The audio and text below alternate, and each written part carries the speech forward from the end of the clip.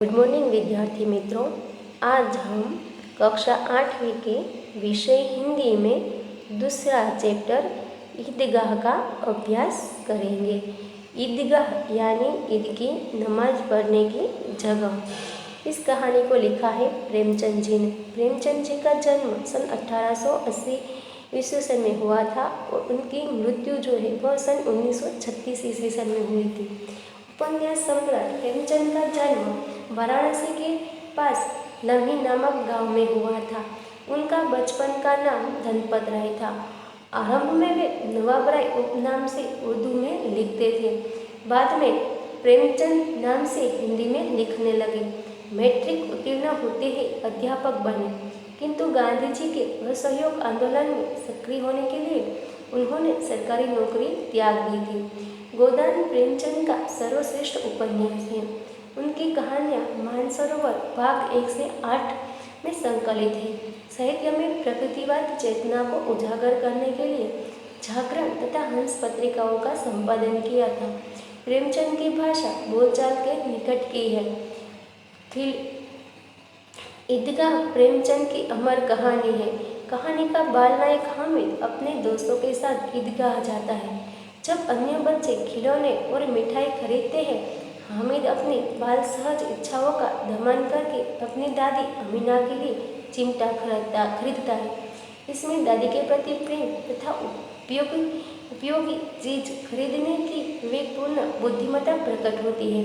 पाठकगण बालक हामिद के त्याग, सद्भाव और विवेक को देखकर भाव विभोर हो जाते हैं।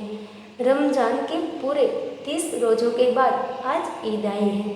रमजान यानी मुसलमानी वर्ष का 9वां महीना और रोजा यानी उपवास, यानी कि रमजान के पूरे 30 दिन के उपवास के बाद आज ईद आई है। कितना मनोहर, मनोहर का मतलब होता है सुंदर, कितना सुंदर, कितना सुहावना, यानी सुहावना का मतलब होता है रमणीय। तो आज का जो सुबह का जो दृश्य है वह कितना सुंदर और रमणीय है। आज का सूर्य देखो कितना प्यारा, कितना शीतल है, मानो संसार को ईद की बधाई दे रहा है। गांव में कितनी हलचल है। ईदगाह यानी कि ईद की नमाज पढ़ने की जगह। सबको ईदगाह जाने की तैयारी कर रहे हैं। किसी के कुर्तों में बटन नहीं है, पड़ोस के घर में सुई धागा लेने दौड़ा जा रहा है। ईदगाह में जो कपड़े पहन के वह जाने वाला है, अगर उसके कपड़ों में बटन नहीं है और घर पर सुई धागा न होने के कारण वह पड़ोस में सुई धागा लेने के लिए दौड़ा जा रहा है। किसी के जूते कड़े हो गए हैं, उनमें तेल डालने के लिए तेल के पास जा रहा है। जल्दी जल्दी बैलों को सानी पानी दे दे। लोग जो है वह तैयारियां करते हैं और साथ ही साथ उनके जो बैल है, जो उनके पशु है, उनके लिए भी चारों का, जानवर का जो सानी पानी यानी कि जानवरों का चारा, उनकी भी व्यवस्था कर देना चाहते हैं, क्योंकि ईदगाह से लौटते समय उनको शायद दोपहर का वक्त तो हो ही जाएगा। 3 कोस का पैदल रास्ता, फिर सैकड़ों आदमियों से मिलना भेंटना, दोपहर के पहले लौटना असंभव है।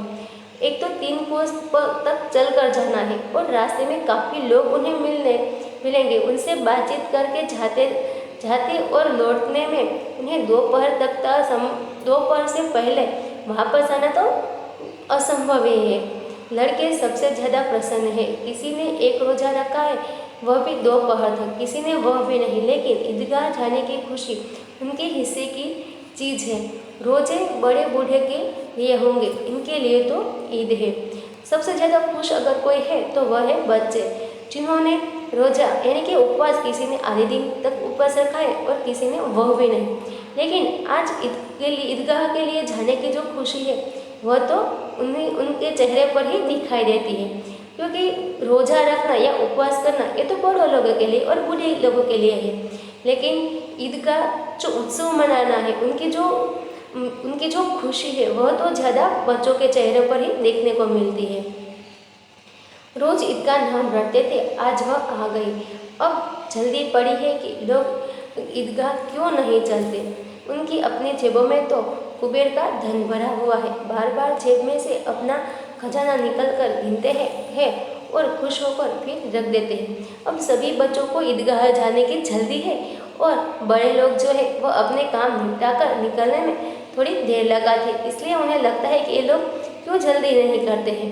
उनके जेब में तो जैसे कुबेर का धन भरा हुआ है, इसलिए बार बार अपनी जेब में से वो अपना खजाना जो है, जो अपना धन जो है वह निकालते हैं, उनसे गिनते हैं और फिर खुश होकर वापस रख देते हैं। महमूद गिनता है कि उनके पास 12 पैसे हैं, मोहसिन के पास 15 पैसे हैं। इन्हीं अनगिनत पैसों से अनगिनत चीजें लाएंगे। उनके पास जो गिने ना जा सके उतने पैसे हैं, उनसे वह कई सारी चीज़ें जो है वह खरीद कर लाना चाहते हैं। खिलौना, मिठाइयाँ, गेंद और जाने क्या क्या।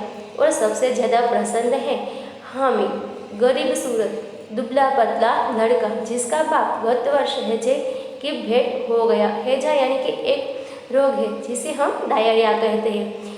उन सारे बच्चों में सबसे ज़्यादा जो है वह हामिद जो है वह काफ़ी खुश है। वह जो है वह एक प्यारी सी सूरत वाला दुबला पतला लड़का है जिनके पिताजी जो है वो पिछले साल डायरिया के रोग में उनकी मृत्यु हो चुकी है। फिर एक दिन माँ भी मर गई। अब हामिद अपनी बूढ़ी दादी अमीना की गोद में है और उतना ही प्रसन्न है। कुछ महीनों बाद, कुछ दिनों बाद हामिद की माँ जो है उनका भी स्वर्गवास हो जाता है। यानी हामिद के अब तो ना ही माँ है और ना ही पिता। अब वो अपनी बूढ़ी दादी अमीना के साथ ही रहता है। हामिद के पाँव में जूते नहीं है, सिर पर एक पुरानी टोपी है जिसका गोटा काला पड़ गया है, फिर भी वह प्रसन्न है।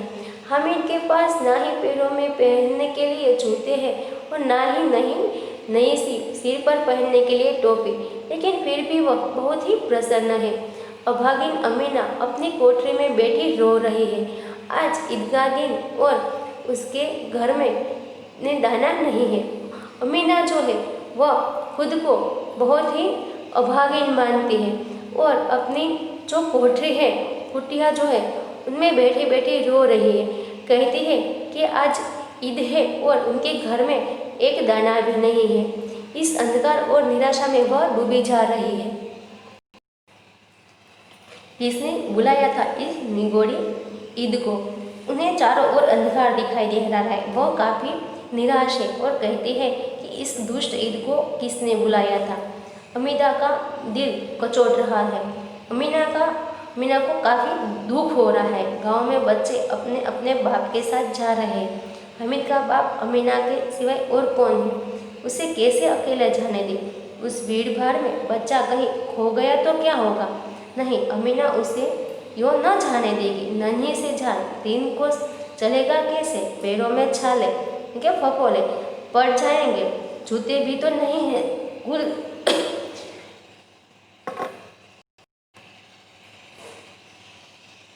जूते भी तो नहीं है। कुल 2 आने पैसे बच रहे हैं। 3 पैसे हामिद की जेब में, 5 अमीना के बटुए में। यही तो बिसात है और ईद का त्योहार। अल्लाह ही बेड़ा पार लगाएगा। अमीना को दुख हो रहा है कि सभी बच्चे जो है वह अपने अपने पिताजी के साथ जा रहे हैं और हामिद के लिए पिता कौन है? तो वह है हमीदा, वो है अमीना। उसे कैसे अकेले जाने दें? अगर उस भीड़ भाड़ में कहीं हामिद जो है वह खो गया तो इस डर से वह कहती है कि वह जो है अमीना जो है वह हामिद को नहीं जाने देगी। एक तो छोटा सा बच्चा है, ऊपर से 3 कोस बिना जूतों के कैसे चल पाएगा? और अगर चला तो उनके पैरों में फफोले पड़ जाएंगे। उनके पास कुछ ज़्यादा पैसे नहीं हैं। 3 पैसे हामिद के पास है और 2 पैसे अमीना के, 5 पैसे अमीना के बटवे में है। यही तो उनकी हैसियत है और ऊपर से ये ईद का त्योहार है। अब अल्लाह जो है वही कोई रास्ता दिखाएगा। हामिद भीतर जाकर दादी से कहता है, तुम डरना नहीं अम्मा, मैं सबसे पहले आऊँगा। गांव से मेला चला और बच्चों के साथ हामिद भी जा रहा था। कभी दौड़कर आगे निकल जाता, फिर किसी पेड़ के नीचे खड़े होकर साथ वालों का इंतजार करता। हामिद के पैरों में तो जैसे पर लग गए हैं। वह कभी थक सकता था। हामिद जो है वह अंदर जाकर अपनी दादी से कहता है कि तुम डरना मत, मैं सबसे पहले वापस आ जाऊंगा। गांव के सारे जो लोग हैं वो मेले के लिए निकल पड़ते हैं और बच्चों के साथ हामिद भी जाता है। हामिद जो है वह दौड़कर कभी आगे निकल जाता और फिर पेड़ के नीचे अपने जो साथ वाले लोग हैं उनका इंतजार करता। हामिद के पैरों में तो जैसे आज पर लगे पंख लग गए हो, वो कैसे थक सकता था। बड़ी बड़ी इमारतें आने लगी। यह अदालत है, यह कॉलेज है, यह कलाघर है। आगे चले, हलवाइयों की दुकानें शुरू हुई। आज खूब सजी हुई थी। इतनी मिठाइयाँ कौन खाता है। देखो ना, एक एक दुकान पर मनो होगी। मनो यानी मन, जो एक गुजराती शब्द है। मन में 20 किलो का माप होता है। सहसा ईदगाह नजर आई। इमली के घने वृक्षों की छाया है। नीचे पक्का फर्श है, उस पर चादर बिछी हुई है। रोजेदारों की पंक्तियाँ एक के पीछे एक न जाने कहाँ तक चली गई है। यहाँ कोई धन और बद नहीं देखता। इन ग्रामीणों ने भी वजू किया और पिछली पंक्ति में खड़े हो गए। कितना सुंदर संचालन है, कितनी सुंदर व्यवस्था। हजारों सिर एक साथ सिजदे में झुक जाते हैं, फिर सब एक साथ खड़े हो जाते हैं। मानो भ्रातृत्व यानी कि भाईचारा का एक सूत्र समस्त आत्माओं को एक कड़ी में पिरोए हुए हैं। सहसा जो जहाँ मेला लगा होता, जहाँ लोग नमाज पढ़ने के लिए जा रहे थे, वह दिखाई देने लगती है। इमली के कटादार वृक्ष के छाया के नीचे पक्का फर्श है और उन पर झांझम बिछी हुई है।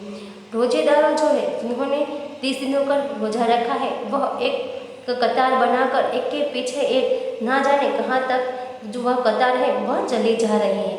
यहाँ कोई बड़ा या कोई पददार यानी कि यहाँ कोई छोटा बड़ा नहीं होता। इन ग्रामीणों ने वजू किया और फिर पंक्ति में पीछे से खड़े हो गए।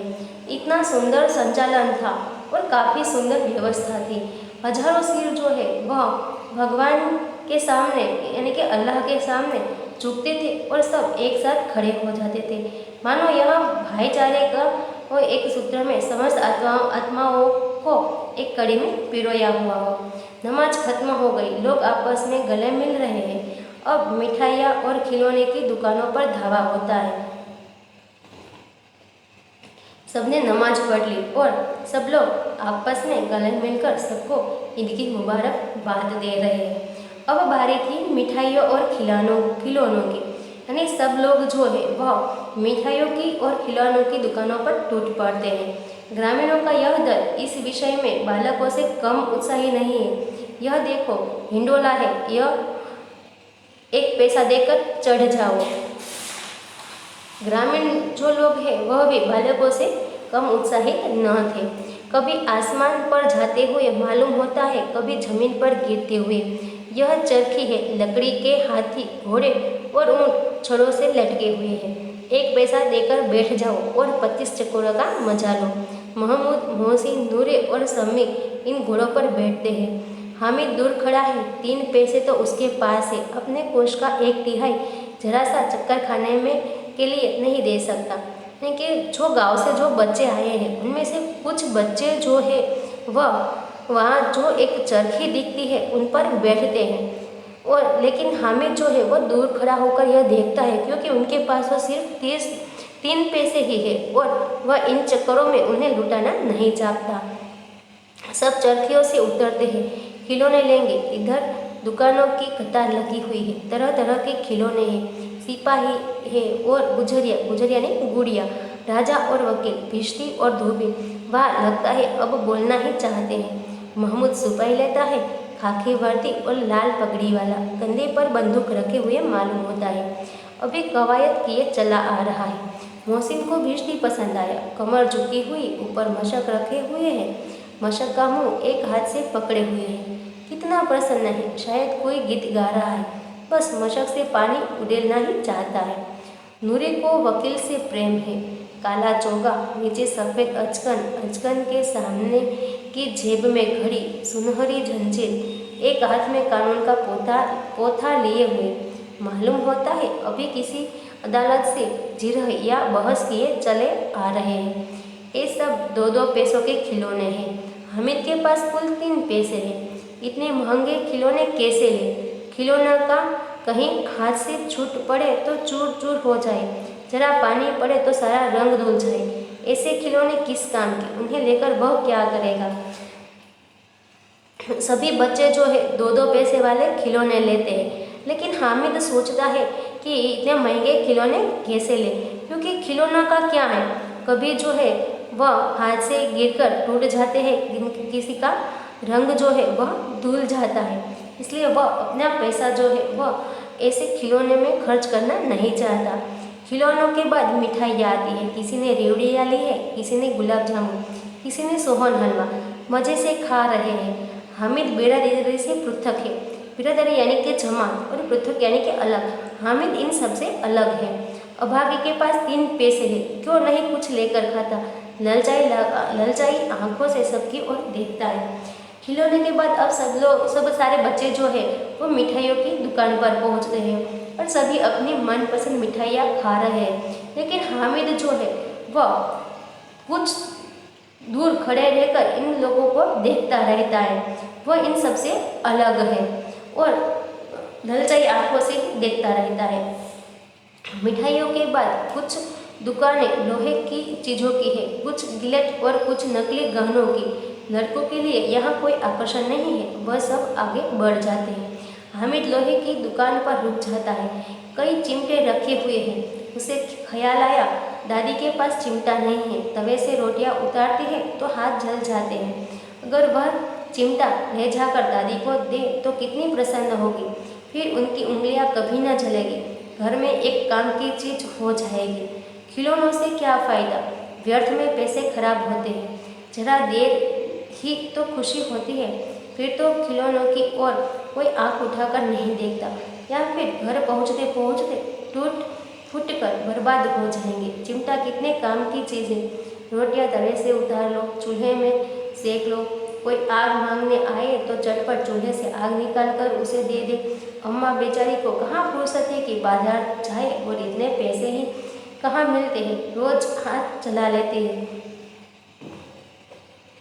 मिठाइयों की दुकान के बाद कुछ दुकानें जो है वह लोहे की थी और कुछ जो है वह गहनों की दुकान थी, लेकिन लड़कों के लिए इसमें देखने वाले कोई बात नहीं दिखती, इसलिए उन्हें वह आगे बढ़ जाते हैं। लेकिन हामिद जो है वह लोहे की दुकान पर रुक जाता है।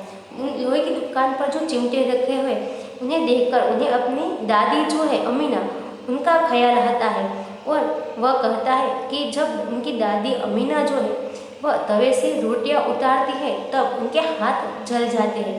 इसलिए अगर हामिद जो है वह यह चिमटा खरीद कर अपनी दादी को देगा तो उनकी दादी जो है वह काफ़ी प्रसन्न होगी और उनकी दादी की उंगलियां भी नहीं जलेगी, और घर में एक काम की उपयोगी चीज़ जो है वह भी आ जाएगी। खिलौने से क्या लाभ होगा, व्यर्थ में ही पैसे बर्बाद होंगे। जरा थोड़ी सी देर के लिए हमें खुशी होगी, लेकिन फिर हम उस खिलौने की ओर देखते तक नहीं हैं। या फिर ऐसा भी होता है कि हम जब तक घर पहुंचते हैं तब तक तो खिलौनों को खेलते खेलते उन्हें टूट फूट कर बर्बाद कर देते हैं। चिमटा जो है वह काफ़ी काम की चीज़, काफ़ी उपयोगी है। उनसे हम तवे से रोटियां उतार सकते हैं, चूल्हे में रोटी को सेक सकते हैं। कोई अगर हमारे घर आग मांगने आए तो चिमटे से पकड़कर चूल्हे से झटपट उन्हें आग दे सकते हैं। और अम्मा जो है वह, उनके पास तो इतना वक्त ही नहीं है कि वह बाजार जाए और चिमटा खरीद के लाए, और फिर अगर वक्त मिल जाए तो उतने पैसे ही नहीं मिलते रोज, इसीलिए वह रोज अपना हाथ जला लेते हैं।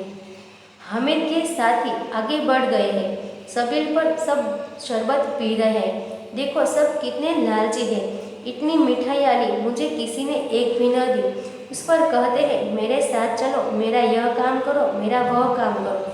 अब अगर किसी ने कोई काम करने को कहा तो पूछूंगा, खाइए मिठाइयाँ, आपका मुंह सड़ेगा, फोड़े फुसियाँ निकलेगी, आप ही जबान चटोरी हो जाएगी, तब घर से पैसा चुराएंगे और मार खाएंगे। हामिद के साथी जो है वह आगे बढ़ जाते हैं और एक प्याव पर सब शरबत पीने लगते हैं। हामिद जो है इन सबको देख रहा है और कहता है कि ये सारे लोग कितने लालची हैं, इतनी मिठाइयाँ लेकिन किसी ने जो है वह हामिद को नहीं दी। उस पर सब लोग जो है वह अपने काम करने के लिए कहते रहते हैं और कहते हैं कि उनके साथ चलो। लेकिन हमें कहता है कि अगर अब किसी ने काम करने के लिए कहा तो वो उनसे पूछेगा कि तुम लोगों ने मिठाइयाँ खाई है, तुम लोगों का मुंह जो है वह सड़ जाएगा, तुम लोगों को फोड़े फुसियाँ निकलेगी और तुम्हारी जबान चटोरी हो जाएगी। और जब ये सब होगा तब तुम क्या करोगे कि पैसे घर से चुराओगे और जब घर वालों को पता चलेगा तो वो तुम्हें मारेंगे।